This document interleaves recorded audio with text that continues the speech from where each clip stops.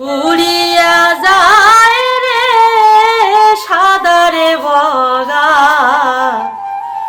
বগা মাথার উপর দিয়া। আমার নাম আমেনা খাতুন, মাস্টার্স করি কারমাইকেল কলেজ থেকে। সে একটা গ্রামের সাধারণ বালিকা। সে আজকে যে গ্রাম থেকে অনার্স মাস্টার্স পড়েছে, ওই এলাকার অনেক এসএসসি পাস লোক খুঁজে পাওয়া যাবে না। আমার গান শেখা হচ্ছে একদম ক্লাস 3 থেকে।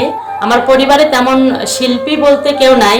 আমার বাপ, চাচা, দাদা কেউই এর মধ্যে নয়, কিন্তু সবাই সঙ্গীত প্রিয় মানুষ, সবাই গুনগুন করে গান গাইতো। আমার দাদাকে দেখতাম, আমার দাদা মৃত্যুর আগের দিন পর্যন্ত আমার দাদার সিতানে হচ্ছে যে রেডিও ছিল। তার ভিতরে যে তার ক্রিয়েটিভিটিটা, সে গান করে, গানে শুরু করে।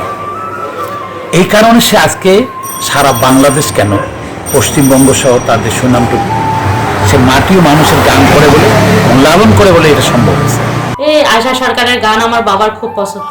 তারপর আমাদের বাড়িতে একটা ভাঙা ক্যাসেট ছিল, সেখানে আমি গান শুনতাম বিভিন্ন শিল্পীদের। শিল্পী হবে না, সৃষ্টিকর্তার গড গিফটেড একটা ব্যাপার থাকে, যেটা ওর কণ্ঠের ভিতরে আছে এবং তার নিজস্ব চেষ্টা, সাধনা, ইচ্ছার বলে ও বিশেষ করে আমাদের উত্তরবঙ্গের ঐতিহ্যবাহী সঙ্গীত ভাওয়াইয়া গান, এছাড়াও লোকসঙ্গীতের বিভিন্ন ধারার গান ও কণ্ঠে অসাধারণভাবে ফুটে ওঠে। ওরে জোড়া হারিয়া কান্দে